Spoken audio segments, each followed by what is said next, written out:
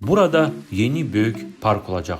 Xəbəriniz varmı? Hazırda baxımsız və unudulmuş kimi görsənən bu ərazi yaxın illərdə tam fərqli bir simaya sahib olacaq. Üstəlik burada yeni metro stansiyası da tikiləcək. Sona qədər izləyin, indi sizə planlardan danışacağım. Bakının Nəsimi və Xətai rayonlarının kəsişməsində yerləşən bu ərazi üçün baş planda yeni yaşıl dəhliz tipli böyük ictimai məkanın salınması nəzərdə tutulur. Bu dəhliz bir tərəfdən vaxtilə yük daşımalar üçün istifadə olunan dəmir yolları boyunca uzanır, digər tərəfində isə Yusif Səfərov küçəsi və Port Baku yerləşir. Gələcək dəhlizin bir tərəfi Cavanşir körpüsü söküləndən sonra abadlaşdırılıb. Yeni asfalt, səkilər və bariyersiz mühit burada artıq yaradılıb. Lakin digər tərəfində isə piyadalar üçün demək olar ki, şərait yoxdur.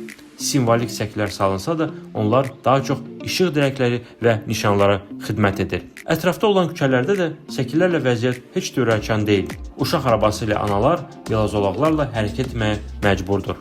Məntiqlə yeni yaşıl dəhliz Port Bakudan dəniz kənarı bulvarla rahat şəkildə birləşdirilməlidir. Deməli, bu magistral kimi Neftçilər prospektində bariyersiz və işıqforlu keçidlər də salınacaq. Metro stansiyası isə 28 May küçəsinin bu hissəsində nəzərdə tutulub, bu yaxınlarda bu xəbər də açıqlandı. Və siz bu layihə haqqında nə düşünürsünüz? Fikirlərinizi şərhlərdə yaza bilərsiniz.